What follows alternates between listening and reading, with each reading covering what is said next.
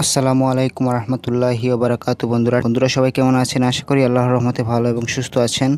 আমি আপনাদের দোয়া এবং আল্লাহর অশেষ রহমতে ভালো এবং সুস্থ আছি।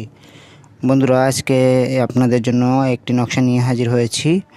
এই নকশা দিয়ে আপনার ভালোবাসার মানুষ কিংবা আপনার সন্তান কিংবা আপনার স্বামীকে আপনার প্রেমে পাগল করতে পারবেন, কিংবা আপনার কাছে বশ করে সারা জীবনের জন্য আপনার গোলাম বানিয়ে রাখতে পারবেন।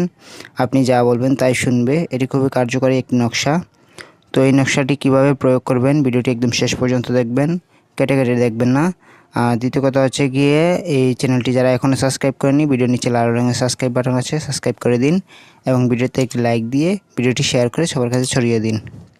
তো বন্ধুরা, আপনার স্বামী যদি আপনার কথা শুনে না, আপনার সাথে ঝগড়া করে, কিংবা আপনার গার্লফ্রেন্ড আপনার কথা শুনে না, আপনার বয়ফ্রেন্ড আপনার কথা শুনে না, কিংবা আপনার সন্তান, বন্ধু বান্ধব যেই আপনার কথা শুনে না, তাকে আপনার বাধ্য করবেন কিভাবে?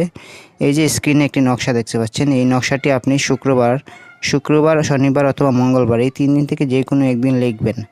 পাক পবিত্র হয়ে লিখবেন। লিখে কি করবেন, এই নকশাটি আপনি আগুনে পুড়াবেন। পুরানোর পর এই নকশা থেকে যে ছাই বের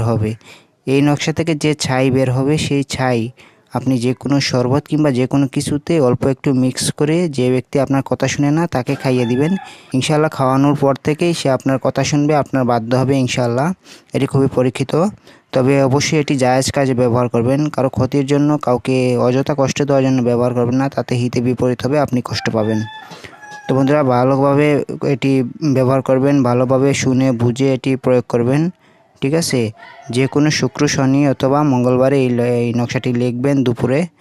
লিখার পর আপনি এটি জ্বালাবেন। জ্বালানোর পর যে এটা থেকে যে ছাই বের হবে, সেই ছাইটুকু আপনি ওই ব্যক্তিকে খাওয়াতে হবে যে আপনার কথা শুনে না, ঠিক আছে? এখন এটি কী কাজে ব্যবহার করবেন, যেমন ধরেন আপনার বয়ফ্রেন্ড আপনার কথা শুনে না, আপনার গার্লফ্রেন্ড আপনার কথা শুনে না, আপনার স্বামী স্ত্রীর মধ্যে যদি বিবাদ থাকে তাহলে এইটি করতে পারেন, কিংবা আপনার সন্তান আপনার কথা শুনে না, আপনার সন্তানকে আপনার প্রতি বাধ্য করতে পারবেন এই নকশার মাধ্যমে।